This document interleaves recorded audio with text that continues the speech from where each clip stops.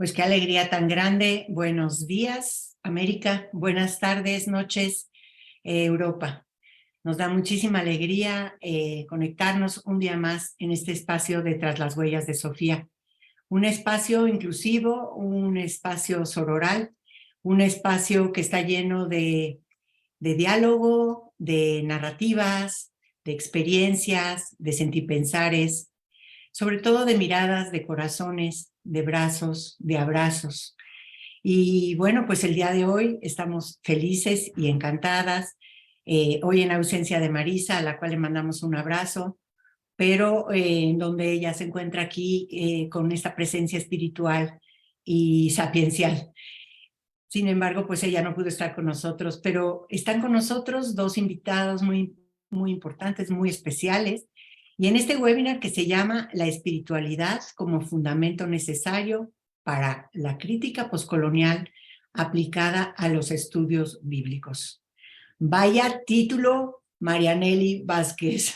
Vamos a ver qué nos cuenta Marianely a través de este título tan maravilloso, que es producto del libro que ustedes están viendo en el afiche, que se llama Lectura Postcolonial de Gálatas, en Tata Willy y Davina López.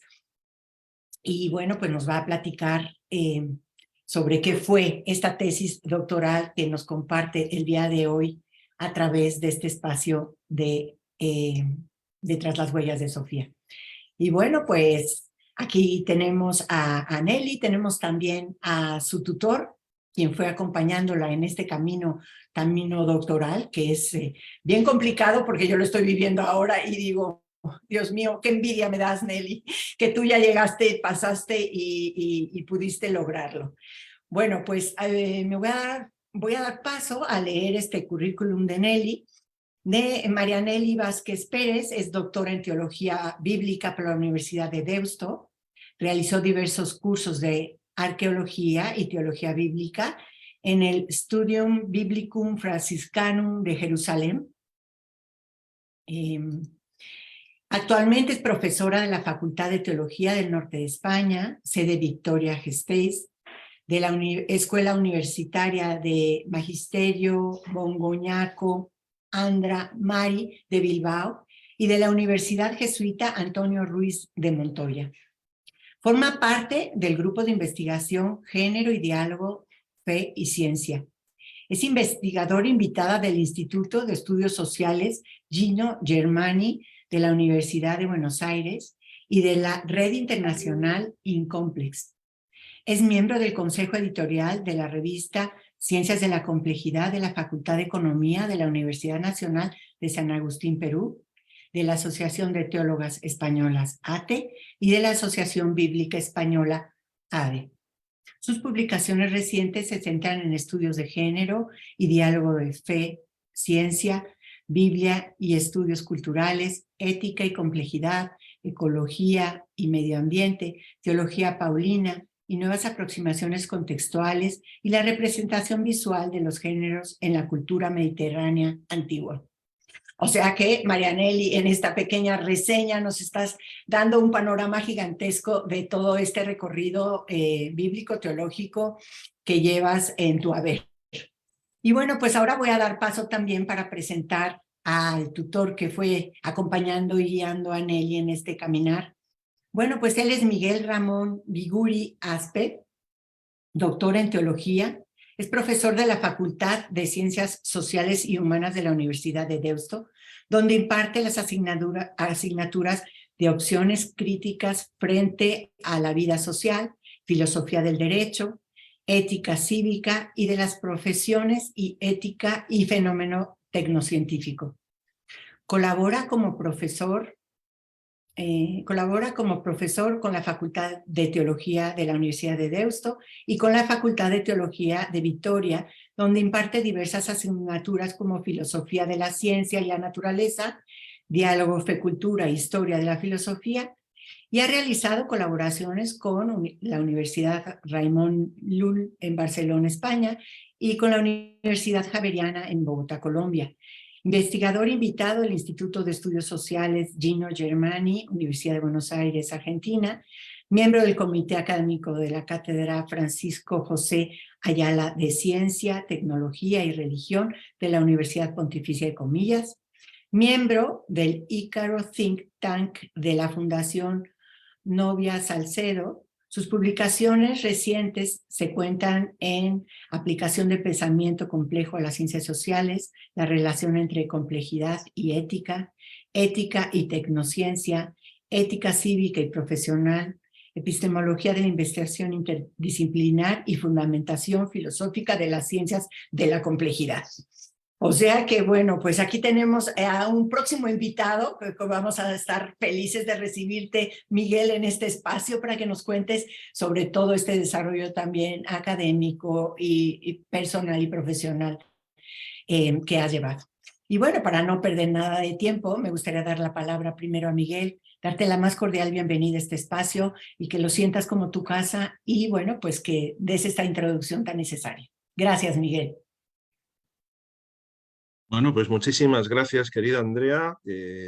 Muchísimas gracias a todo el equipo de Tras las Huellas de Sofía por la presentación tan amable que me acabas de hacer y por tu amabilidad también al coordinar esta presentación del trabajo de Nelly. Bueno, entrando en lo que es la presentación de las ideas que yo creo que son más importantes, más interesantes de Nelly, aunque ella luego hará hincapié en 3 o 4 líneas fuerza, yo creo que destacaría que el enfoque del trabajo, siendo un trabajo estrictamente teológico, es al mismo tiempo profundamente interdisciplinario. Y para mí esto es muy importante. Es una de las aportaciones fundamentales de este libro, de esta investigación a la metodología teológica en general. Y luego también pues, a la propia teología bíblica. En este libro se entrecruzan pues, muchos temas, muchas cuestiones que son importantes en sí mismas, como por ejemplo cuestiones exegéticas respecto al texto de Gálatas, cuestiones de interpretación o de sentido teológico de este texto, cuestiones de teología bíblica más fundamental, el análisis crítico de la recepción de los textos en la historia de la teología y, por supuesto, la aplicación de la perspectiva de género a través de todo el análisis que hace Nelly sobre la crítica postcolonial, que a su vez depende de los estudios culturales. O sea que, como veis, queridos amigos y amigas, pues son muchísimos los temas de disciplinas muy diversas que se entrecruzan y forman pues esa especie de tapiz tan interesante que es el libro, ¿no? Un tapiz interdisciplinario. En ese tejido de cuestiones, de temas, pues yo creo que hay algo que destaca, que le da una impronta propia al trabajo teológico en cuanto a trabajo, bueno, pues complejo, en el que se relacionan de una forma sistémica la espiritualidad del teólogo, de la teóloga, las circunstancias histórico-culturales desde las que el teólogo o la teóloga investiga y escribe, y la finalidad con la que se investiga, el porqué y el para qué de la investigación. Es decir, que más allá de Gálatas, más allá de lo que son el análisis de los textos de Gálatas, que es un análisis que realizan las autoras que Nelly ha elegido pues como pie para luego hacer su propia propuesta, que nos explicará. Aparte, como digo, de este análisis que realizan estas 2 autoras de Gálatas, Nelly va detectando en ellas, precisamente porque lee la obra de ambas desde esa articulación que hemos dicho de lo personal, lo histórico y el contexto y la finalidad, va detectando una cierta laguna, ¿no? Le llamaba la atención que había una laguna en el pensamiento de estas autoras. Obviamente que todos los autores presentan algún tipo de laguna, no hay nadie que tenga un pensamiento absolutamente desarrollado y completo sobre cuestiones además tan extensas como son las de teología bíblica, ¿no? No faltaría más. Pero bueno, Nelly detecta una laguna muy concreta, que es quizá una falta de aplicación práctica una falta de aplicación práctica de la crítica que realizan estas dos autoras, porque hacen una crítica en clave de género de los textos de Gálatas y de la teología de Pablo, y bueno, pues en este análisis crítico, en perspectiva de género, falta una aplicación al hoy, a las circunstancias actuales, lo cual es bastante llamativo, es curioso, porque el trabajo de estas autoras queda como una especie de trabajo de corte, pues si se quiere, más académico, aporta una serie de conocimientos, porque realmente es un trabajo exquisito, avanzan en la producción de conocimiento, además desde la perspectiva de género, pero lo que podría ser un enfoque que se aplique a las circunstancias actuales se queda un poco escaso, ¿no? Entonces, Nelly se pregunta ¿por qué? ¿Por qué se produce esta falta de aplicación al hoy en un pensamiento en clave de género que siempre busca ser transformador y por tanto busca la emancipación, tiene ese compromiso, esa raíz ética, ¿no? Bueno, entonces con un enfoque basado en este pensamiento complejo, analiza el porqué de esa laguna y detecta que hay una falta de explicitar la espiritualidad bíblica con la que se leen los textos, el desde dónde se leen los textos. Y por ello una deficiente contextualización personal.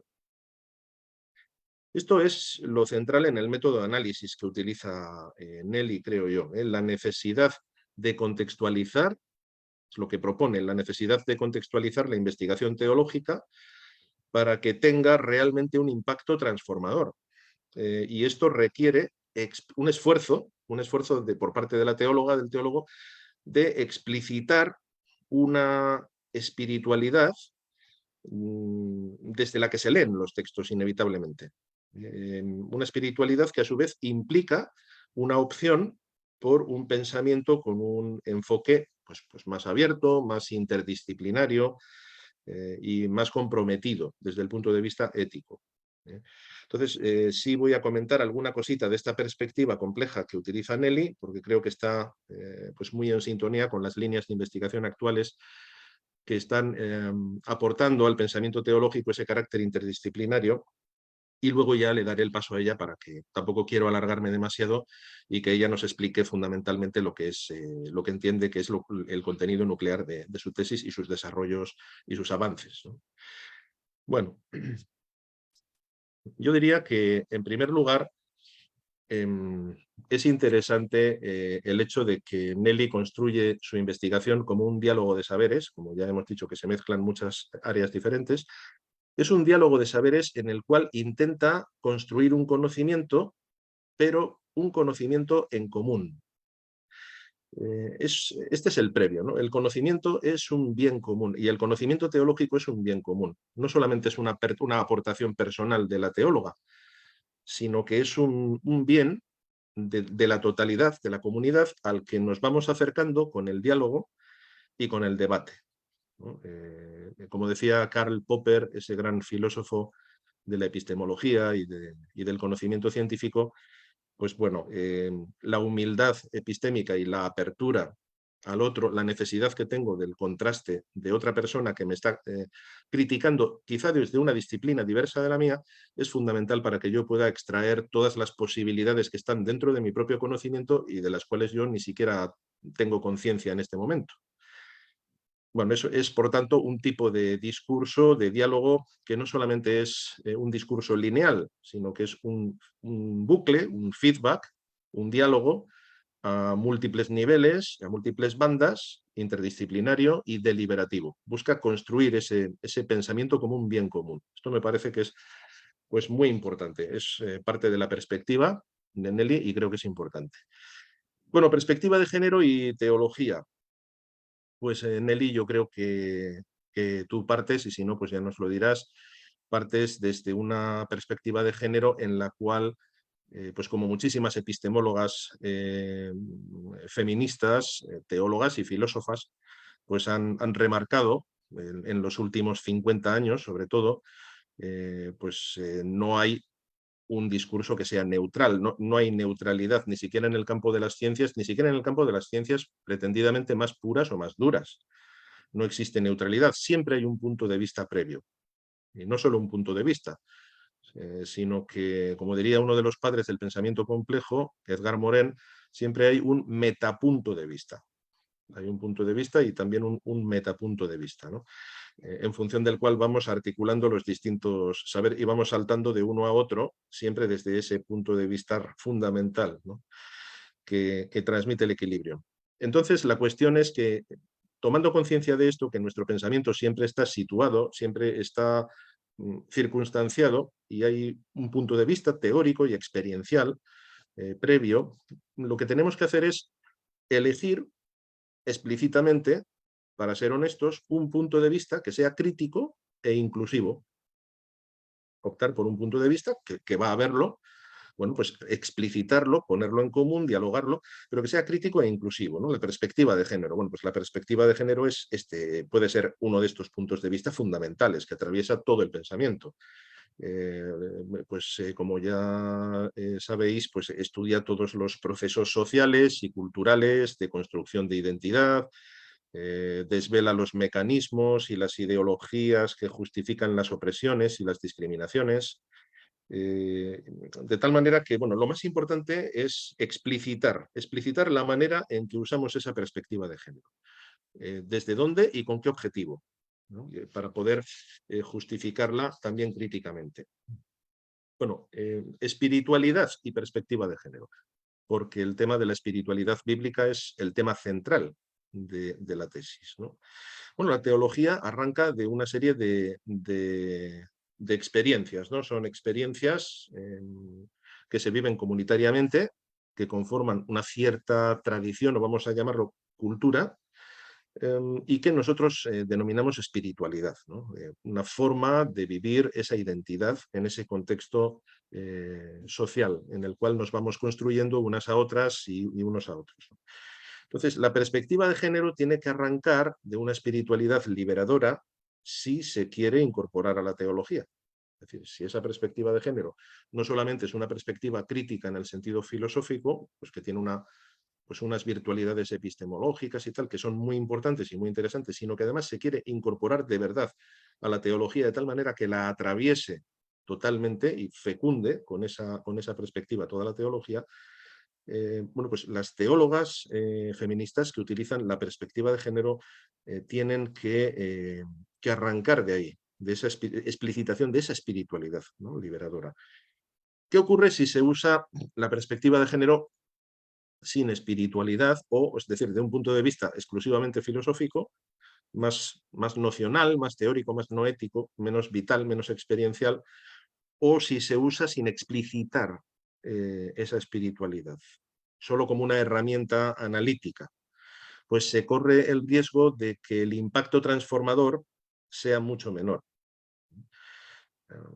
Este es uno de los postulados o de las conclusiones del trabajo de Nelly, que yo creo que ella nos va a explicar debidamente, por lo tanto yo no me alargo más. Únicamente concluir con algunos apuntes sobre espiritualidad y método teológico. Bueno, y como digo, la espiritualidad, como dice la autora, la espiritualidad hay que intentar explicitarla porque es la forma en que nos acercamos al texto, al menos en principio. Ya digo que no hay acercamientos neutrales. Incluso la misma exégesis, que es la parte como más científica, la parte más empírica, vamos a decir así, de la investigación bíblica, ¿no? Lo que es, bueno, pues el análisis literario de los textos, su estructura gramatical, el significado de las palabras, la traducción de los textos del lenguaje original a otros idiomas, etcétera. Pues incluso esa exégesis no es únicamente un trabajo de traducción literal que se puede realizar mediante la aplicación de determinados métodos, digamos, lingüísticos, sino que requiere una cierta hermenéutica también. La exégesis también implica una cierta labor hermenéutica. Y en la interpretación es donde la teóloga introduce su propia perspectiva y su propia clave con la cual lee el texto, porque es que no es posible entender un texto y mucho menos traducirlo, y de unos idiomas tan complejos, pues por ejemplo al español, al castellano, si no es porque somos capaces de descubrir cuál es la intencionalidad del texto. Claro, esto es una labor hermenéutica que desborda esa labor más científica, más descriptiva, más analítica, y sitúa la labor del exégeta en un contexto pues, más implicativo, ¿no? Más implicativo. También el exégeta tiene ese punto de vista o esos metapuntos de vista con los cuales lee el texto y traduce, ¿no? Por eso no hay dos traducciones que sean exactamente iguales, ¿eh? Siempre hay una cierta proyección, ¿no? Pues como dice el famoso adagio italiano, ¿no? Es traduttore, traditore, traductor, traidor. Bueno, se entiende que es en el sentido de que es imposible traducir sin poner algo de lo que tienes tú en tu estructura personal. Entonces, bueno, el tema es, vamos a explicitar esta espiritualidad para ser claros, para contextualizar bien las cosas y ser honestos con la persona que nos está escuchando o que nos está leyendo. ¿Y cómo se hace esto? ¿Cómo se explicita? Bueno, pues en Gálatas hay una teología sobre la liberación del ser humano en Cristo por el Espíritu. Es la propuesta paulina de liberación del ser humano. Entonces habrá que definir pues, qué significados damos a las distintas categorías de liberación que usa Pablo. Esta es una forma de explicitar la espiritualidad. El a priori con el cual le leemos a Pablo y leemos a las autoras que a su vez leen a Pablo. Y bueno, pues nada más, yo con estos 3 apuntes sobre la relación de perspectiva de género, espiritualidad, metodología, etcétera, pues creo que espero que haya ayudado a situar un poquito lo que es la perspectiva de la autora, la finalidad de esta tesis y una de sus aportaciones fundamentales. Y ya sin más, y perdón por la extensión de la presentación, pues le cedo la palabra a la autora, a Marianelli, cuando quieras, adelante, y muchas gracias a todas por la invitación. Muchísimas gracias, Miguel. Adelante, Marianelli.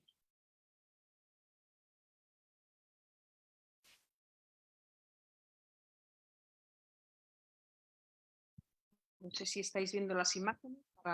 Sí, se ve muy bien. No sé si quieras poner la pantalla completa. Ahora sí. Ya está. Vale. Bien, nada, gracias Miguel por la presentación. Como veréis, las aquí en Europa y en otros países, primero hay que contextualizar el tema del método. Y como no existe un método, hay métodos, ¿no? Y es más, en un tema de este calibre, si te metes con tema de género o de teología feminista, pues hay que delimitar, ¿no? Desde dónde nos situamos las mujeres, desde qué sensibilidad leemos los textos. Entonces, yo creo que mi aportación va por ahí, ¿no? Yo leo el texto desde mi contexto, desde mi mundo también, y proyecto a veces en el texto ese mundo. Entonces, hay que tener cuidado a la hora de leer los textos, ¿no? Pues eso es lo que Miguel más o menos ha intentado explicitar, ¿no? La parte más metodológica, que es la parte más difícil también a la hora de elaborar una tesis. Bien, pero bueno, no voy a comentar de todos los detalles que el texto o la tesis en sí refleja en esta presentación. Hemos querido titular este espacio La espiritualidad como fundamento clave en la lectura postcolonial aplicada a los estudios bíblicos. Espiritualidad como sinónimo de sensibilidad también y de contribución al contexto, ¿no? Jesús cuando se dirigía a los demás, se dirigía a los marginados desde una mirada, ¿no? Desde una experiencia, desde una espiritualidad. Pues la aportación mía va por ahí, ¿no? Me he querido centrar en la espiritualidad, por eso es necesario, ¿no? Pues lecturas científicas hay, ¿no? Hay teología académica, también la hay, entonces sabemos, ¿no? Y si realmente nuestra propuesta teológica es reivindicativa o es emancipadora, claro, ahí está, ¿no? Digamos el reto de las que hacemos o de las que intentamos bucear o hacer teología feminista. Voy a centrarme en algunos puntos que voy a comentar para no alargarme mucho y luego daremos pues un tiempo para dialogar si es que hay alguna intuición o aportar tal vez alguna idea a este pequeño estudio, ¿no? Primero, nos situamos ante el reto de la teología ante la interdisciplinariedad, ¿no? Hoy por hoy no podemos hacer teología al margen de las ciencias y lo sabemos, ¿no? Porque nosotros mismos ya somos seres complejos, necesitamos entendernos en un mundo complejo, ¿no? Nuestra dimensión psicológica, espiritual, nuestra cosmovisión antropológica afecta también a la hora de leer los textos, ¿no? Por tanto, cuando hablamos de teología lineal o teología medieval, pues habría que definir o repensar, ¿no? Desde dónde se está haciendo la teología o desde dónde dialoga la teología. La teología se encuentra, por tanto, ante el mayor reto desde su nacimiento, adaptarse hoy a la complejidad de las nuevas problemáticas globales, económicas, tecnológicas, culturales, que son el reto principal de la ciencia y de la sociedad actual. Si no entramos a dialogar desde esta interdisciplina, pues nuestro discurso será muy limitado también y nuestra propuesta, ¿no? Dichos problemas a nosotros se nos presentan como aspectos disciplinares distintos, aunque estén íntimamente relacionados y se retroalimenten entre sí, ¿no? Pues eso, entonces estamos en un contexto y hay que mirar, ¿no? ¿Desde dónde hacemos nosotras teología? ¿Para qué contexto? No es el mismo contexto de Europa o de América Latina a la hora de plantear una propuesta. Habría también que situarnos, ¿no? Y desde dónde vamos a dialogar.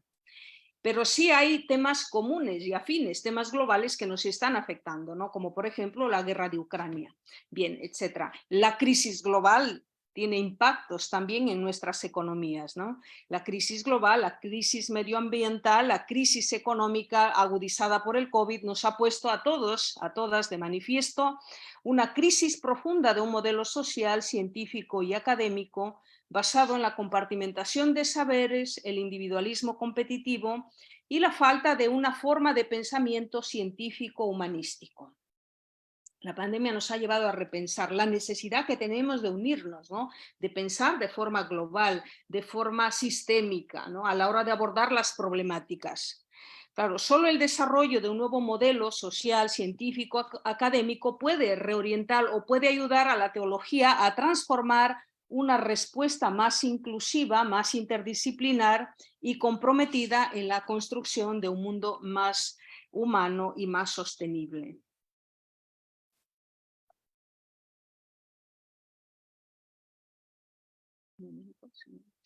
Pero ¿cómo hemos llegado a esta situación, ¿no? ¿Cómo hemos llegado? ¿Por qué hemos llegado hasta aquí? Durante la etapa del pensamiento clásico grecolatino existía una simbiosis perfecta entre investigación científica, interpretación filosófica y planteamiento humanístico.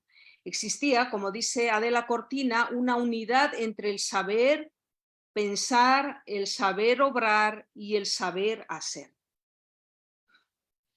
Esto en el Evangelio Jesús diría el unir la fe y la vida, ¿no? Existía esa complementariedad. Sin embargo, en la teología, especialmente en la exégesis bíblica, se ha ido imponiendo un modelo técnico instrumental de racionalidad que puede desplazar el enfoque humanístico. Podemos pensar esto como ejemplo. Igual hay otra forma de pensar, igual más lineal, más objetivista, ¿no? Que se ha ido perdiendo ese diálogo humanístico desde que apareció ya en los orígenes, ¿no? Se ha ido desplazando. Habría que analizar también las causas, ¿no? Ese uso instrumental de la razón se limita a operativizar la ideología del progreso, entendido únicamente como progreso económico. El triunfo del darwinismo, del modelo económico darwinista competitivo y depredador, el que se ha ido introduciendo en la universidad y también la teología ha adoptado este modelo, ha tenido, como vemos, grandes consecuencias éticas a la hora de abordar un discurso teológico, ¿no? Esto ha favorecido la exclusión de las mujeres, ¿no? La justificación de un modelo teológico patriarcal, ¿no? Un modelo más racional sin tener en cuenta los cuerpos y las experiencias de los más vulnerables y de las mujeres, ¿no? del que hablamos, ¿no? Y digo más porque hay otras personas también que sufren, digamos, esta praxis teológica, ¿no? O las consecuencias de esta praxis teológica. Por ello, la teología y la universidad en general se encuentra hoy ante un gran reto de lograr una nueva manera de pensar para cerrar la brecha abierta entre ciencias humanas o ciencias naturales y humanidades y lograr un desarrollo más inclusivo entre las distintas disciplinas. O sea, nosotras y los que estamos aquí necesitamos diálogo a la hora de plantear propuestas teológicas, no desde una visión lineal, sino desde la pluralidad de experiencias y teniendo en cuenta también las ciencias humanas. Entonces, ese tal vez está siendo uno de los problemas a la hora de abordar cuestiones eclesiales en la iglesia, ¿no? Porque la mirada limitada o la mirada que solamente se pone desde un ángulo limita otros avances, ¿no? Por no poner ya ejemplos más concretos. Entonces, ante ese reto, una de las experiencias de esta tesis doctoral fue dialogar con Miguel y otros más codirectores en la tesis, ¿no? Cómo unir ciencias humanas y teología feminista, cómo entrar también a repensar la teología desde otros ángulos, ¿no? Como es la antropología cultural, la psicología social y otras áreas de pensamiento, ¿no? Que nos permiten entendernos cómo hemos sido representadas las mujeres y los varones a lo largo de la historia, ¿no? Y que cosmovisiones ideológicas han influido también en esa forma de hacer teología, ¿no? Cuando nosotros hablamos de nuestra falta de representación a nivel eclesial en la iglesia es porque vemos que detrás de todo esto hay modelos ideológicos, teológicos, otras miradas de pensamiento que limitan ese avance más inclusivo y más integrador a la hora de plantear una propuesta seria, ¿no? Y bueno, pues esto tiene grandes consecuencias eclesiales y éticas para las mujeres en la iglesia, ¿no? Y en la sociedad. Bien, entonces por tanto urge ese diálogo, ¿no? Como aquí veo en las imágenes, ¿no? Ese diálogo complejo, ese diálogo interdisciplinar que nos permite situarnos desde otras realidades y entender también nuestras realidades desde otros ángulos, ¿no? Las teólogas feministas que trabajamos en esta línea le llamamos la interseccionalidad, ¿no? Ahora también se habla de complejidad, que es casi lo mismo, ¿no? Con algunos matices. Por tanto, los problemas complejos son problemas que necesitan un abordaje interdisciplinar, ¿no? A la hora también de hablar de nuestras experiencias de mujeres tenemos que ver, ¿no? que hay muchas de nuestras hermanas que no solamente están sometidas a nivel cultural, sino a nivel racial, a nivel de color, a nivel cultural, etcétera, etcétera. Pues este abordaje amplio nos permite entender su situación, ¿no? Y también focalizar nuestra propuesta teológica desde esa realidad. Esto es, pues, necesitamos un diálogo más amplio donde podamos abordar con otros problemáticas científicas a la hora de comprender y explicar el problema, ¿no? ¿Por qué las mujeres hemos sido discriminadas en desde esta situación o contexto, ¿no? Analizarlo todo para entenderlo luego de forma más puntual y abordar también, plantear propuestas. Por tanto, es nuestra tarea, ¿no? De hacer ese esfuerzo que realiza nuestra razón práctica para comprender estos problemas y describirlos, para comprenderlos y también para dar soluciones. Yo creo que está ya en nuestras manos esas propuestas, ¿no? Pero claro, no podemos hacerlo desde un ángulo, sino tenemos que dialogar con otras personas, dialogar con otras ciencias para poder entendernos mejor dentro de ese ámbito complejo. Urge, por tanto, un diálogo interdisciplinar que orienten nuestra acción bajo una cosmovisión humanística, ¿no? Cuando decimos de generar un mundo más humano, la primera tarea es pensar, ¿no?, cómo nos estamos situando de ese un mundo más humano y qué propuestas, ¿no? Por la interpretación se alcanza el sentido, el significado de los datos, y entonces solo desde la ciencia estamos, y nosotros desde la teología, nosotras y nosotros, estamos en condiciones de lograr una verdadera comprensión y un avance en el conocimiento. Y muchas mujeres que estamos aquí y varones en este círculo hacemos un tremendo esfuerzo por entender nuestra situación, ¿no?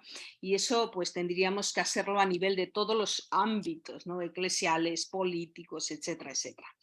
Pero la condición necesaria es que dicho pensamiento también sea contextualizado, ¿no? O sea, yo tengo que hablar para un público desde ese público o desde esa problemática, ¿no? Esto es social y políticamente situado de forma explícita, de manera que se pueda dialogar y sea compartido también por todos los miembros de un equipo o de una comunidad a la hora de abordar estas problemáticas. ¿Qué hacen las autoras que yo trabajo en la tesis doctoral a la hora de abordar, digamos, su lectura de Gálatas en clave de género? Hemos visto que ya Miguel has hecho alusión a estas dos autoras, ¿no?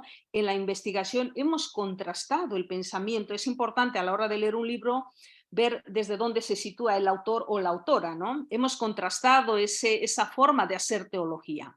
Tata Willy y Davina López, que por cierto son dos autoras norteamericanas que trabajan en esta línea de la crítica postcolonial, son teólogas que se sitúan desde el modelo de los estudios culturales, ¿no? Parten desde esa perspectiva.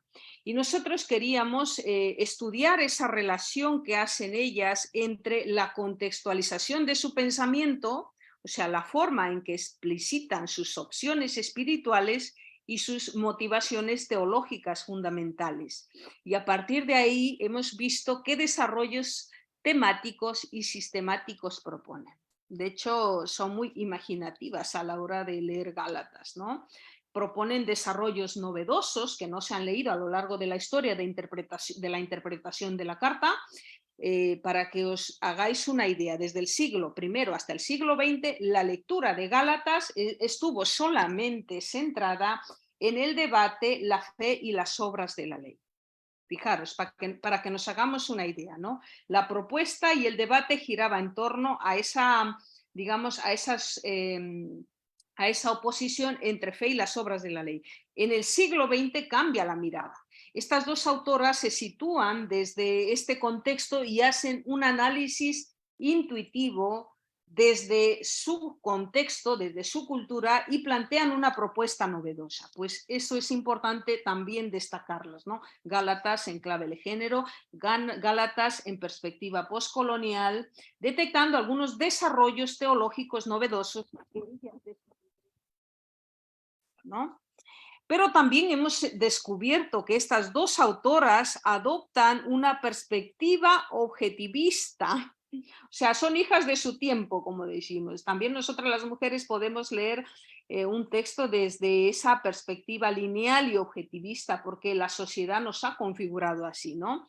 Más neutrales, ¿no? Asumen las categorías teológicas propias de una época y han obviado elementos que para nosotros lo consideramos fundamentales a la hora de hacer teología feminista, ¿no?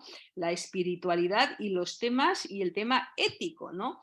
Que deben ser explicitados. O sea, la teología feminista tiene como objetivo apuntar a esa emancipación transformadora y liberadora de todas las personas, ¿no? En especial de las mujeres. Pero si no se da este aspecto central en nuestro estudio, es que falla algo, estamos faltando en algo, ¿no? Entonces, el resultado, por tanto, de esa lectura es un discurso con dificultad para realizar una crítica trasladable al hoy. Eso cuando decimos, ¿no? Que bien, has hecho el análisis, pero hasta ahí nada más. Tu estudio se queda en un análisis. No logra transformar la realidad. Y eso nos pasa muchas veces a las teólogas y a los teólogos, ¿no? Muy buenas tesis, muy bonitos discursos, sin una propuesta, digamos, que apunte a esa liberación de la sociedad. Bueno, pues eso es lo que nosotros, analizando el pensamiento de las autoras en sus obras y en su estudio del acercamiento al texto de Gálatas, faltaba esa propuesta, ¿no? Por tanto, queríamos también partir de esa carencia a la hora de analizar un autor y de plantear algunas propuestas, ¿no? Porque es curioso que la clave de género encaja perfectamente con la perspectiva paulina, ¿no? Cuando Pablo dice ya no hay ni varón, ni mujer, ni esclavo, ni libre, ni rico, ni pobre, está hablando de una igualdad, aunque en el contexto de Pablo el tema del género no era un tema, digamos, trabajado, no era propio de la cultura, ¿no? Pero sí Pablo está apuntando a una igualdad teológica, ¿no? Que puede ser interesante a la hora de hablar de inclusividad de los distintos géneros, ¿no? Porque lo que nos iguala a nosotros, a todas y a todos, es esa identidad teológica. Cuando Pablo habla en Christos o en Cristo, está hablando de una igualdad que nos une, ¿no? Porque no hablamos de una igualdad antropológica, estamos hablando de algo mucho más profundo, ¿no? Que nos acerca, que nos iguala a los otros. Bueno, pues esto es lo que falta explicitarlo, ¿no? Cuando apuntamos de identidad en Cristo, Pablo se pregunta, ¿no? ¿Acaso Cristo está dividido? Entonces, ¿por qué dividimos, no? ¿Por qué generamos asimetrías? Porque nos falta esa experiencia central, esa neumatología de la que habla Pablo, ¿no? Si el espíritu está presente, entonces no hay diferencias. Bueno, pues todo eso está desarrollado en unas 200 páginas más o menos en la tesis, ¿no? La teología de Pablo. Digo, en este texto en concreto, ¿no? Esta perspectiva quizá nos puede dar pie a analizar cómo los sistemas patriarcales de dominación justifican sus ideologías. O sea, se hace mucha ideología, pero no se llega a tocar fondo, digamos, ¿no? Cuando Pablo está hablando de una identidad en Cristo, está hablando de algo más profundo, no de una cosa superficial, ¿no? Es como pasa a veces en las problemáticas eclesiales, ¿no? Luchas de poder, etcétera, etcétera, pero no tocamos fondo, no llegamos a esa comunión igualitaria, ¿no? Porque falta esa espiritualidad, ¿no? Bueno, pues ahí Pablo está apuntando a una idea que tenemos que, digamos, traerla a diálogo hoy en nuestro debate inclusivo y liberador, ¿no? Ello se debe, por tanto, a esa falta de explicitación con la que leemos a veces los textos o los estudios paulinos, ¿no? Nos falta esa sensibilidad profunda, esa mirada más amplia para detectar esas claves teológicas de lectura. Bien.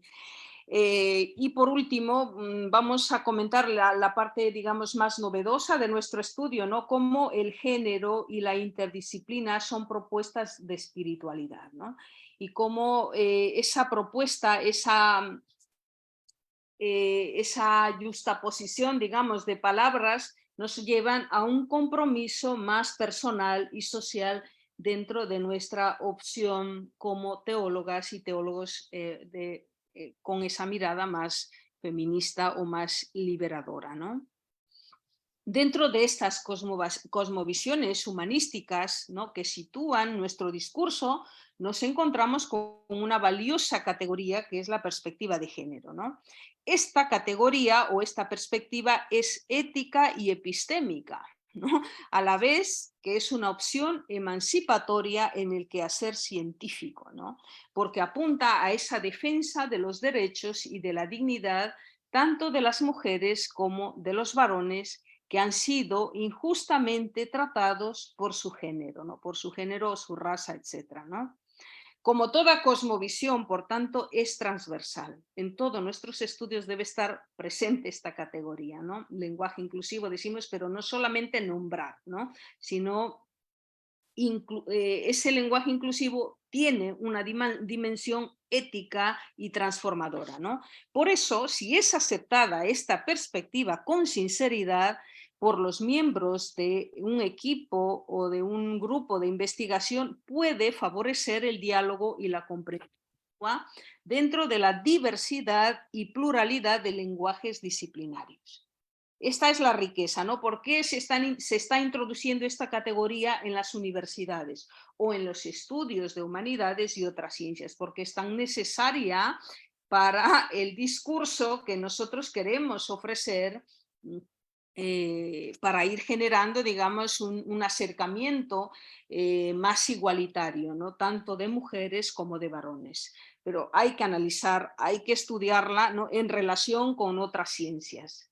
Y tal vez la propuesta de la complejidad o la interdisciplinariedad pueden darnos herramientas para entender esta perspectiva, ¿no? La perspectiva de género entiende la realidad como un proceso complejo, o sea, no limitado a un punto, ¿no?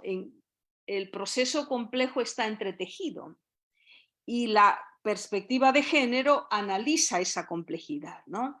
Supera también la tendencia de la teología clásica que tiende a dividir y a separar. De ahí la importancia de la categoría, ¿no? Y también de definirla bien, ¿no? La perspectiva teológica clásica separa, ¿no? La perspectiva de género incluye. La forma en que construimos el conocimiento, por tanto, para nosotros es la interrelación entre subsistemas sociales y culturales, ¿no? Por tanto, es una perspectiva compleja porque aporta lucidez y una mirada crítica sobre los fenómenos de la opresión y la injusticia, ¿no? En concreto, nos permite entender cómo estamos representadas las mujeres a nivel social, cultural, étnico, etc. Lucidez con la realidad, como decía Ignacio Ellacuría, lucidez a la hora de analizar las múltiples opresiones que sufren las mujeres, ¿no? ¿Qué nos aporta? Pues esto, claves metodológicas para entendernos, para ver cómo hemos sido representados y cómo nos representamos hoy, ¿no? Por tanto, es muy importante tomarlo en serio la perspectiva, ¿no? Y sus aportaciones también dentro de los estudios de la teología o dentro de nuestras comunidades o parroquias, etc. Por tanto, como forma... Igual, Andrea, voy bien, sigo, ¿no? Y termino con esto. Sí, adelante, Nelly, adelante. Bien. Tanto, aquí me quiero detener un poco, ¿no? Porque cuando dice, a ver qué aportan las feministas, ¿no? O desde dónde nos situamos, como perspectiva crítica, análisis de la realidad, análisis de la representación de los cuerpos, del lenguaje, de las estructuras, de las imágenes. Yo tengo varios estudios, ¿no? Cómo hemos estado representadas las mujeres en el siglo I y hoy cómo nos representamos, ¿no? Aporta, digamos, un bagaje amplio a la hora de entender, de visualizar o de explicitar esas complejidades, ¿no? Como forma transversal nos permite, por tanto, definir el problema de forma abierta, no cerrada, ¿no? Mirar a la persona en su mundo, en su complejo más amplio, ¿no? Entiende que el problema es como un sistema lingüístico y conceptual que está en relación con otros problemas y otros lenguajes. O sea, para ver, ¿no? El lenguaje define la realidad, decimos, pero detrás de un lenguaje hay una cultura, hay una cosmovisión, hay una forma de entender la realidad. Entonces nosotros necesitamos, con la categoría de género, analizar esa representación, ¿no? Desde un análisis crítico. A la hora también de conceptualizar de forma abierta, nos permite entender las múltiples opresiones y analizar los sistemas que están detrás de esas opresiones, sistemas complejos, ¿no? Por ejemplo, el capitalismo. Decimos, sí, el capitalismo mata, pero detrás de ese capitalismo hay múltiples opresiones y sistemas e intereses que están detrás, ¿no? Bueno, pues esa es, digamos, la riqueza que nos aporta esta perspectiva de género, pero siempre desde un acercamiento interdisciplinar. También se pregunta por los marcos teóricos previos, ¿no? ¿Qué papel han desempeñado las teologías o el pensamiento a lo largo de la historia? ¿Y qué ideologías están detrás de esas representaciones para podernos entender hoy y analizar los problemas actuales? Bueno, pues todo eso también aparece en el estudio. Y por último, bueno, pues como veis, la perspectiva feminista, que es una perspectiva, como ya dijo Miguel, abierta, ¿no? Inclusiva, porque esa es la mayor aportación que ha hecho la teología feminista, y es importante no perder ese horizonte inclusivo, ¿no? Pero también tiene una gran tarea de análisis, de plantear, digamos, conocimiento desde esa mirada sistémica o compleja e interdisciplinar. Yo creo que aquí estaría nuestra tarea, ¿no? Algo no fácil, ¿no? Porque si ya de por sí somos complejos, pues el mundo es complejo, ¿no? Y habría que analizar también esa complejidad, como en la imagen aparece, desde ámbitos más amplios, ¿no? Esa es la riqueza, por tanto, la tarea nuestra es unir los campos intelectual, ético y político como una propuesta teológica de raíz y motivación fuertemente espiritual. Estas tres cosas son fundamentales. La inteligencia al servicio de la ética, decimos, ¿no? Y la ética tiene que ser transformadora. Pues aquí estaría, ¿no? Lo de la propuesta teológica del anuncio del reino de Dios, un reino de Dios inclusivo, un reino de Dios transformador. Pues la perspectiva feminista tiene esa tarea, ¿no? O apunta, o ese es su objetivo central, ¿no? Unir campo intelectual, ético y político, ¿no? Pero desde esa sensibilidad profunda que le acerca a la realidad. Y luego también otra tarea fuerte sería sustituir el enfoque reduccionista y lineal u objetivista, del que ya sabemos, ¿verdad?, por la atención al surgimiento de propiedades en los sistemas, o, por explicarlo de forma más sencilla, por el surgimiento de diversos métodos y sensibilidades en las experiencias de las mujeres y varones. Hay mucha complejidad en nuestra forma de pensar, de sentir. Entonces, no repetir modelos objetivistas y lineales, porque también lo hacemos, ¿verdad? Yo desde hace unos años, por eso Miguel me dijo, no, tú tienes que hacer teología desde tu sentir, desde tu pensar como mujer, no tanto desde ese enfoque lineal en el que te has formado, ¿no? La teología de alguna forma nos ha moldeado el cerebro. Entonces lo que hay que deconstruir es esos enfoques reduccionistas, ¿no? De la cual las mujeres también somos objeto y víctimas de ese enfoque. Bueno, pues esta es la tarea, ¿no? Además, también este enfoque feminista o la perspectiva feminista en sí compleja puede contribuir a un acercamiento más plural y multidimensional a la realidad, a la teología y a la Biblia, construyendo hermenéuticas alternativas, ¿no? Y ya lo está haciendo, no voy a mencionar porque hay distintas teologías, ¿no? Teología desde las mujeres afros, etcétera, etcétera, ¿no? Aporta riqueza, no solamente se reduce a repetir un modelo objetivado ya con categorías prestadas de otros, no. Ese acercamiento multidimensional puede ser creativo y generoso y también permite reimaginar nuevas teologías y nuevas hermenéuticas que van surgiendo de las culturas underground o de los subgrupos que están tan latentes en nuestras ciudades, ¿no? Asimismo, también la teología puede incorporar, ojo, distintos métodos de análisis procedentes de las ciencias de la complejidad o la interdisciplinariedad que ya se están aplicando desde otras disciplinas como los estudios sociales y los estudios culturales. Bueno, y aquí hay pues un abanico amplio de estudios, ¿no? que nos falta también por descubrir, conocer, ¿no? Y por último, el alcance de la teología bíblica feminista en clave de género, ¿no?, apunta, para ya resumir, aunque ya he comentado algunas cuestiones, a esa opción no lineal, ¿no?, sino más abierta a la hora de plantear una propuesta o un acercamiento, ¿no? Esa propuesta es, como ya decía el Papa Francisco, en la Veritatis Gaudium, tiene que ser situada y contextualizada. Por tanto, hay una exigencia de hacer teología, ¿no?, y de vivir la teología desde esa mirada compleja, ¿no? Como aparece aquí en la imagen, ¿no? Necesitamos entendernos, ¿no? En nuestra cultura, en nuestro género, en nuestra forma de vivir la realidad, ¿no? En nuestras motivaciones también de pensamiento en la cual nos vamos situando, ¿no? A la hora de vivir un contexto o hacer alguna apuesta por alguna propuesta, digamos, más situada, ¿no?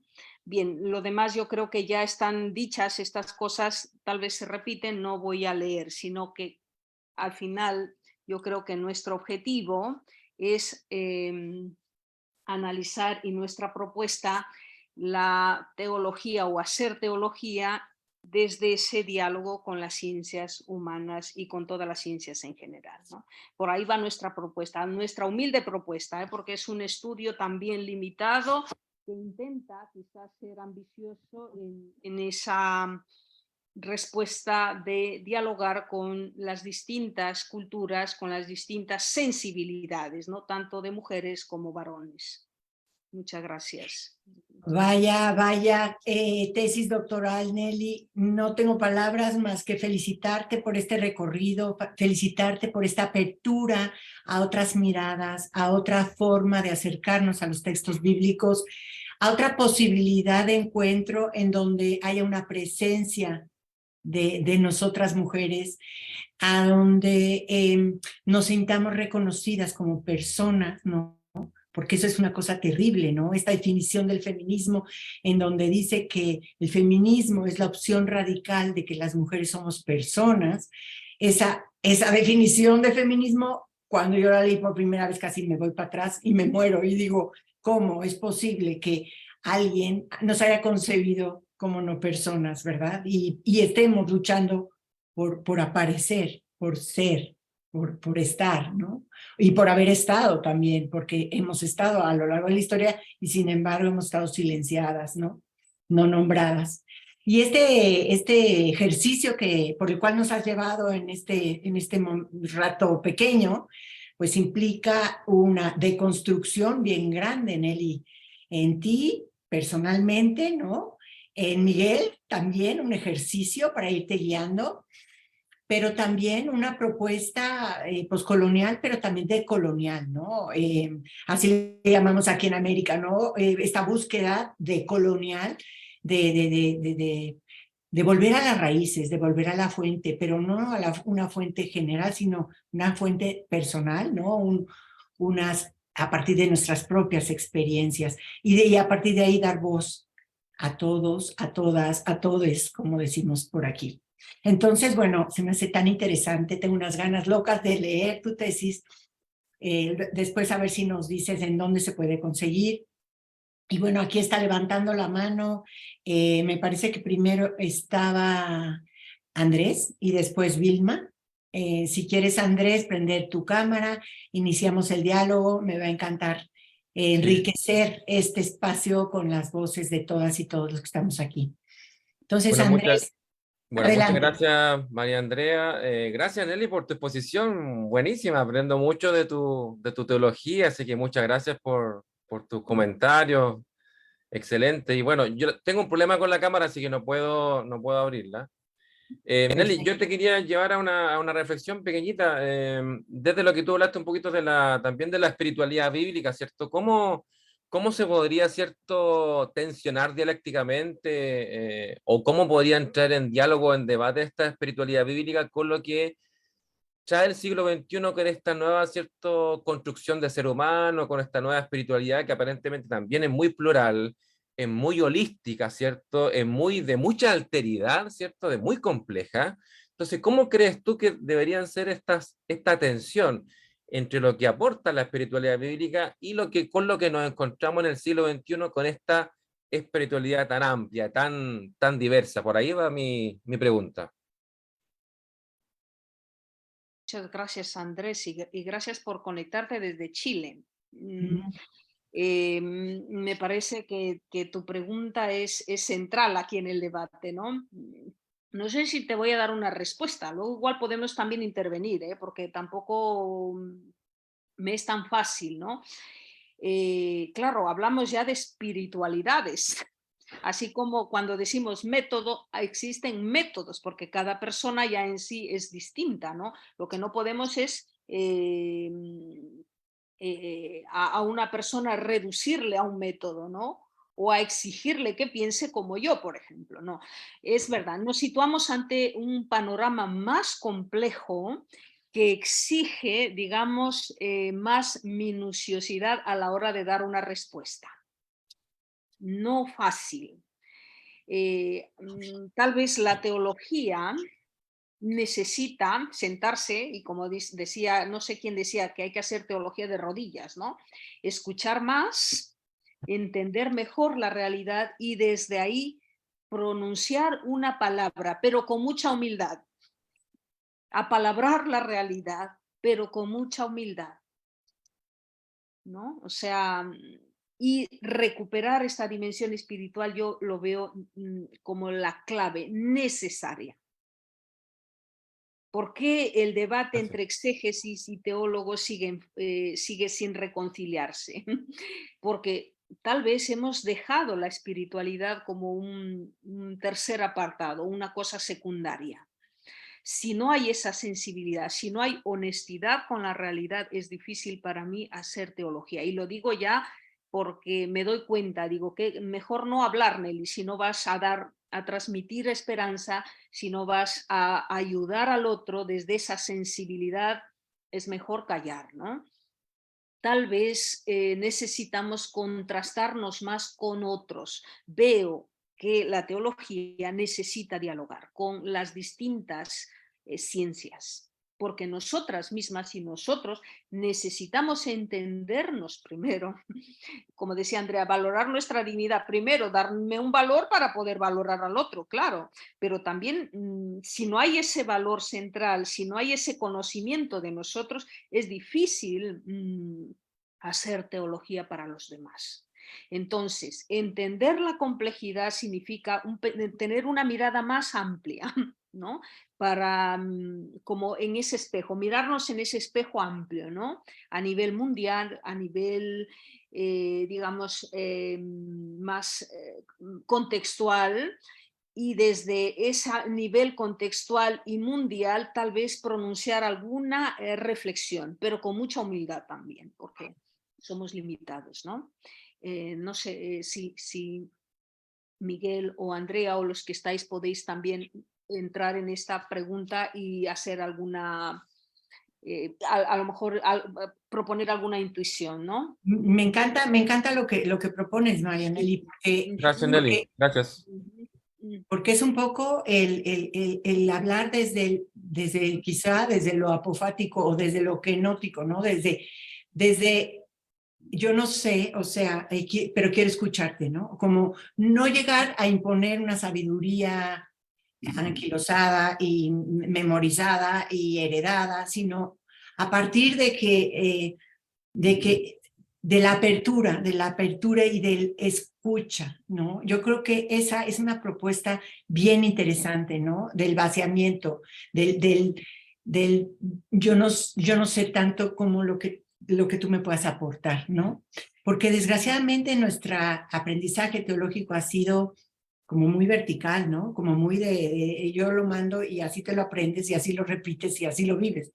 Y sin embargo, ahora estamos viviendo una horizontalidad en donde hay una posibilidad de diálogo, de encuentro, de diferentes sentires, de diferentes experiencias que enriquecen profundamente esas miradas teológicas, ¿no?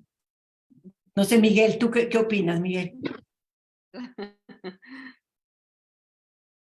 Bueno, pues voy completamente de acuerdo con el análisis de Nelly, lo que acabas de comentar, Andrea, y bueno, pues, pues retomando también la pregunta de Andrés, que me ha parecido pues muy profunda y muy pertinente, sobre todo al hilo de lo que son los desarrollos de la tesis.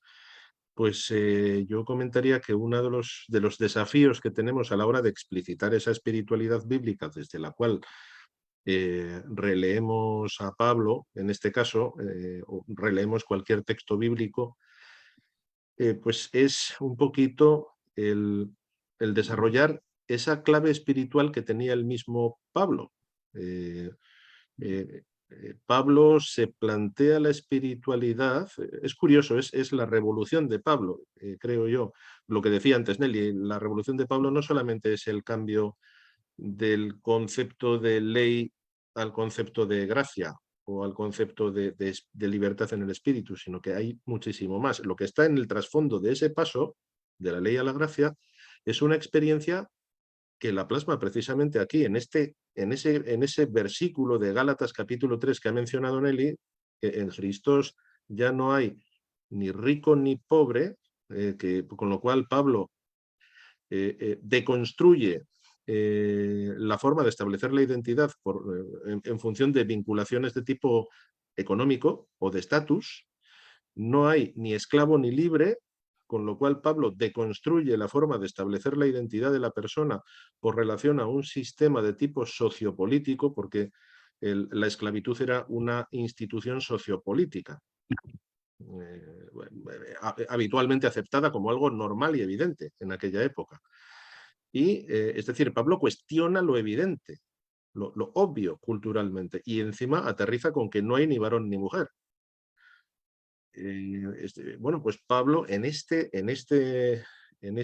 versículo tan tremendo de Gálatas, en Gálatas capítulo 3, nos da unas claves para construir una espiritualidad que se produce en el encuentro con el resucitado, que cuestiona todas mis categorías, mis paradigmas, mi cosmovisión, y me lleva a adoptar una perspectiva a la hora de entenderme a mí misma, a mí mismo, una perspectiva más evolutiva, más abierta, más dinámica. O sea, que permite, en Pablo fue el cambio de la forma de entender el judaísmo. Pablo hizo toda una transición, deconstruyó el judaísmo y lo reconstruyó cristológicamente, desde el ser judío de Pablo. Pero o sea, la transformación que vive de su propia identidad es tremenda. Entonces, ese carácter evolutivo abierto de la propia espiritualidad cristiana me parece que es fundamental, ¿no? Y es una pista, una pauta para poder dialogar a todos los niveles. Pablo se plantea luego muchísimas cosas. Cómo vivir esa identidad en un entorno multicultural, plurirreligioso, desde una crítica al sistema político romano en el cual se enclavaba las y desde comunidades... una libertad impresionante, ¿no? Para la época, ¿no? Claro. Entonces, pues bueno, mira, pues como decía Monseñor Romero, ¿no? Cuando dice, ahora que estamos en Cuaresma, la conversión, y decía Monseñor Romero, bueno, para mí la conversión es una palabra muy fuerte. Dice, yo casi prefiero la evolución, decía sí, Romero. sí. Es decir, que seamos capaces de tener una espiritualidad que evolucione. Sí, y que permite evolucionar otras tantas que nos rodean, ¿no? O sea, ir creciendo con las y los que nos rodean. Y aquí está Vilma desde Guatemala, que nos acompaña. Bienvenida, Vilma, con el gusto siempre de verte por aquí. Dime, Vilma. Muchas gracias a todos y a todas. Por ejemplo, a mí me gusta la manera en cómo tú lo enfocas, que debe de contextualizarse. Yo sí estoy de acuerdo con eso porque todas las realidades son distintas. Una cosa es la situación de América Latina y otra cosa muy distinta la situación de Europa. Las mujeres, incluso en América Latina, dependiendo del lugar donde vivimos, también es diferente. Es diferente y es muy bueno eso de que se abra a diversas disciplinas de diferentes carreras científicas. Por ejemplo, yo soy socióloga, licenciada en sociología, y sí es bueno que también se abra a diferentes disciplinas desde la antropología, sociología, psicología, porque la teología es muy amplia y debe de verlo desde diversas perspectivas, tomando en cuenta la visión de cada persona y desde una espiritualidad liberadora, porque primero tengo que liberarme yo de todas esas opresiones para poder entender. Gracias. Muchas gracias, Vilma. No sé si quieran hacer algún comentario, Nelly o Miguel, sobre esto que dice Vilma. Sí, yo creo que el aterrizaje último de Vilma ese es digamos, el objetivo de nuestro trabajo, ¿no?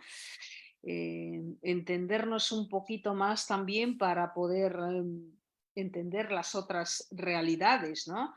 Y cuando Miguel comentabas de conversión o de evolucionario, creo que ahí estaría, digamos, la dimensión neumatológica de nuestra espiritualidad, ¿no? Cuando hablamos que el espíritu es dinámico, el dinamismo, entonces, si hay dinamismo en nuestra forma de hacer teología, en nuestro modo de vivir, entonces habrá novedad también para poder darle un sentido a la realidad. Y yo creo que aquí nos jugamos el núcleo central de nuestra forma de hacer teología. Si por lo demás podemos ser académicas, académicos, producir muchísimos artículos que puedan ser necesarios para las acreditaciones, pero otra cosa es distinta, ¿no? Llegar a conectar con la realidad, y conectar significa también hacer ese esfuerzo por entender la realidad del otro, ¿no? De la otra. Y muchas veces hablamos con lenguajes prestados, no nuestros, ¿no? Sí. Decimos palabras muy bonitas, pero no, yo creo que la teología feminista necesita recuperar ese talante espiritual que es lo que nos humaniza, nos acerca y nos permite dialogar desde nuestras diferencias. Así es, bien interesante. Y aquí está Ana Mercedes Pereira también levantando la mano, ella desde Colombia. Bienvenida, Ana Mercedes, me da muchísimo gusto verte, mira por allí. Bienvenida. Hola, hola Andrea, muchas gracias y muy interesante esta conversación. Yo soy socióloga y estoy enfocada hacia la sociología de las religiones, pero por mi trayectoria, yo me inicié como miembro de una comunidad eclesial de base y llegué a la Coordinación Nacional de Comunidades Eclesiales. Entonces, para decir que mis opciones son teórico-prácticas, llevábamos 22 años acompañando a mujeres víctimas del conflicto en Colombia. Entonces, a partir de allí, mi contexto es ese. Trabajamos con mujeres campesinas, afro, indígenas y mujeres pobres que han vivido los estragos del conflicto armado, masacres, asesinatos, desapariciones, violaciones, ¿sí? Entonces, allí nosotras tenemos muy clara nuestra perspectiva de trabajar a partir del diálogo de saberes, pero implica una actitud de escucha activa muy profunda, ¿sí? Y además la construcción colectiva de conocimientos, que es muy ligada al diálogo de saberes, la interculturalidad y la intergeneracionalidad, porque para ese diálogo participan desde las abuelas hasta las jovencitas y los niños. Oye, de ahí la complejidad de la que habla Nelly y también Miguel, ¿no? Ahí está. Y pues es una palabra de moda, pero es eso. Sí. Siendo pues hija, digamos, entre comillas, de la teología de la liberación acá en Colombia, pues yo he hecho una crítica muy fraterna y sorora a la metodología, ¿no? El ver, juzgar y actuar se queda atrás frente a esta complejidad. Entonces yo estoy trabajando y propongo complementar con actitudes y verbos esta metodología. Ver, escuchar, sentir, juzgar, decidir, actuar, evaluar y celebrar, ¿sí? Para la gente pobre, este círculo es mucho más rico, más vital que ese ver, juzgar y actuar, donde yo misma me critico, éramos nosotras los agentes externos los quienes decidíamos muchas veces, ¿sí? Y la gente popular, pues poco a poco.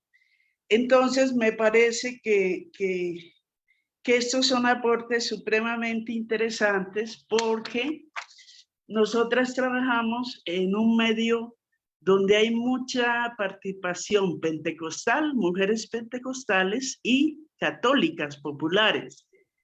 Y hemos logrado un ecumenismo de base muy respetuoso. Y nuestra propuesta es las espiritualidades desde el dolor y la resiliencia, ¿sí?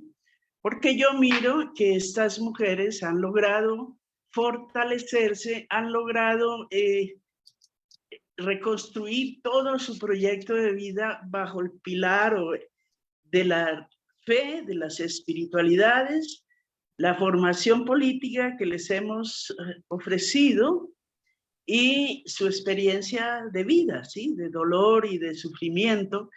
Entonces, es a partir de esa clave, dolor y resiliencia, que vivimos estas espiritualidades en estos contextos donde el conflicto no se acaba, ¿sí? Hoy por hoy, todos los días estamos con noticias de asesinatos, desapariciones, los feminicidios, ¿sí? Entonces, muy interesante, Ana Mercedes, muy interesante porque sí. Tú estás viviendo en este contexto, en ese contexto que es tan apremiante, ¿no? Entonces, a Ana Mercedes la tendremos en un webinar para que nos platique todo este desarrollo tan interesante y realmente de tu entrega, de tu trabajo, de tus canciones, porque Ana Mercedes es cantante, ella es coautora, ¿verdad?, de muchas canciones, y la verdad te felicito y te admiramos profundamente. Gracias. Para terminar, una preguntita también. Y bueno, como estamos en diferentes contextos, yo he tenido una pregunta fuerte cada vez que voy a simposios con ustedes, que estuvimos en México, en Chile, en Argentina, con Ivonne Guevara y otras compañeras. La pregunta es siempre: ¿qué estamos haciendo para transmitir a las nuevas generaciones de teólogas, biblistas, esos elementos, estas prácticas y conocimientos de la teología feminista, ¿sí? Porque Ivonne Guevara decía en un evento que ella le preocupaba muchísimo que todo esto se quedara en nosotras, en nuestra generación, que si no había una propuesta metodológica, pedagógica, para socializar a las nuevas generaciones, hasta aquí llegamos, ¿sí? Entonces, eso, rico, y muchas gracias.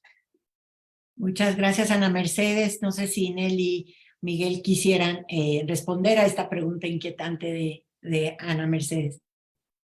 Muchas gracias, Ana. Nos has enriquecido muchísimo con tu experiencia. De eso va la teología de experiencias, ¿no? Ojalá tengamos la suerte de compartir y de intercambiar y de escucharnos, como dices tú, ¿no? Desde esa variedad de experiencias y trabajos que estáis haciendo, más desde el ámbito situado, ¿no? En relación con tu pregunta, yo veo una dificultad tremenda a la hora de hablar, incluso aquí ya, cuando suelo dar alguna asignatura, no pongo género, porque si no nadie se apunta. Es muy complicado. Hablo de un contexto más desde aquí, ¿no? Desde donde estoy situada. Ya de por sí hay como un rechazo, ¿no? La palabra. Entonces cambio los títulos y luego salgo pues introduciendo la perspectiva como una categoría transversal en los estudios, en la formación, ¿no? Esta perspectiva es para muy poca gente, para muy pocas, y para muy pocos también, ¿no? Aunque hay gente valiosísima aquí en Deusto, por ejemplo, Miguel y otros que están trabajando en esta línea en el Centro de Ética Aplicada, ¿no? Que están introduciendo ya toda esta perspectiva como una exigencia, ¿no? Pero no es tan sencillo, no es tan sencillo trabajar desde esta mirada, ¿no? Todavía queda mucho camino personal por hacer, tanto de mujeres como de varones. Entonces, yo siento que entré en este estudio, análisis, no porque yo hubiese querido en mi teología, yo tenía una teología más lineal, más objetivista, yo apuntaba por otros derroteros mi investigación, pero cuando me topé con Miguel me dice, no, tú estás repitiendo teologías ya hechas, ¿no? Lo que tienes que hacer es plantear tu propia propuesta desde tu experiencia. Claro, ahí cambió la cosa. Entonces me metí a indagar sobre los estudios de género, a hacer un estudio de 3 o 4 años de por dónde van los estudios, ¿no? Y ahí fue cuando me encontré yo misma con esa riqueza interesante que aportaba a mi vida claves de lectura. Y desde entonces digo, pues el problema es este, ¿no? Hasta que uno no se topa, hasta que uno no da con eso y descubre sus propias claves, es difícil, ¿no? Asumir una perspectiva como la teología feminista u otras perspectivas contextuales, ¿no?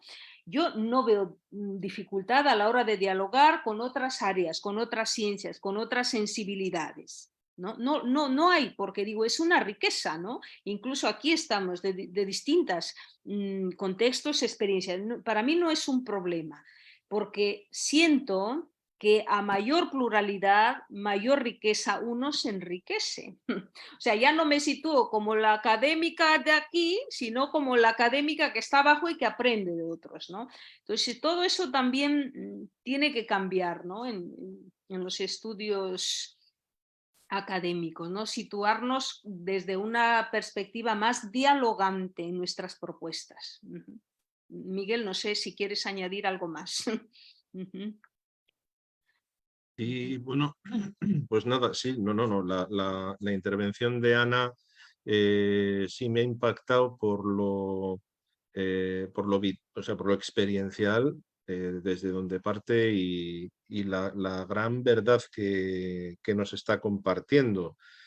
Uno de los problemas que yo me encuentro, por ejemplo, como profesor en la universidad con los chicos y chicas a los que acompaño en distintas asignaturas, pues es el intentar transmitirles este nuevo paradigma, esta nueva forma de pensar de manera más abierta, más evolutiva, más, como decía Ana, de escucha activa, de construcción compartida de conocimiento, de diálogo de saberes, crear opinión en común, hacer opinión en común, escucharnos unos a otros y pensar en voz alta sin temor a equivocarnos, compartiendo pensamientos en un clima de horizontalidad, sin miedo. Claro, para ello hace falta crear un espacio compartido. Claro, para crear ese pensamiento deliberativo, decimos, constructivo, en común, hace falta hacer unas opciones bastante importantes desde el punto de vista personal y desde el punto de vista social, de la construcción de la propia sociedad. Crear esos espacios compartidos, ¿no? En donde pues, podamos pensar, pues eso, como dice la perspectiva de género, interseccionalmente, interdisciplinariamente, aprender colaborativamente, más allá de planteamientos competitivos, generar sinergias, generar colaboración, diálogo de verdad.